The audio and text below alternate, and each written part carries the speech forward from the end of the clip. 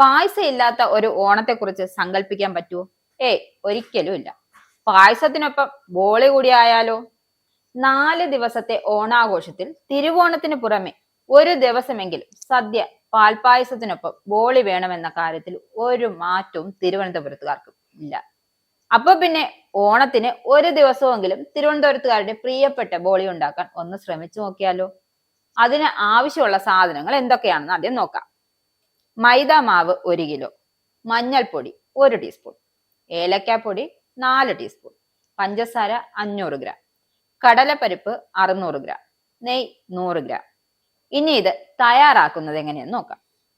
മൈദ മാവിലേക്ക് പഞ്ചസാരയും അല്പം മഞ്ഞൾപ്പൊടിയും കൂടി ചേർത്ത് വെള്ളമൊഴിച്ച് ചപ്പാത്തി മാവിന്റെ പരുവത്തിൽ നന്നായി കുഴച്ചെടുക്കണം. കുഴച്ച് പരുവമായ മാവിലേക്ക് മാവ് മുങ്ങി നിൽക്കാൻ പാകത്തിൽ നെയ്യ് ഉരുക്കി അങ്ങ് ചേർക്കണം.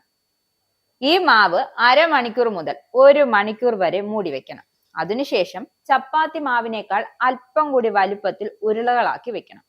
മൈദാമാവും അരിപ്പൊടിയും ഓരോ ടേബിൾ സ്പൂൺ എടുത്ത് സമം ചേർത്ത് പ്ലാസ്റ്റിക് ഷീറ്റിലോ ബട്ടർ പേപ്പറിലോ വിതറി വന്ന ശേഷം ഉരുളകൾ വെച്ചാൽ അവ ഒട്ടിപ്പിടിക്കില്ല.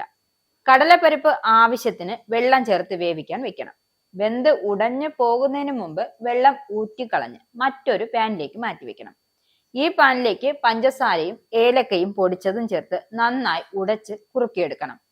കുറുക്കി പൂർണ്ണമായി ചൂട് മാറിയതിനു ശേഷം നന്നായി അരച്ച് കട്ടയില്ലാതെ എടുത്ത് ഉരുളകളാക്കി മാറ്റിയെടുക്കണം.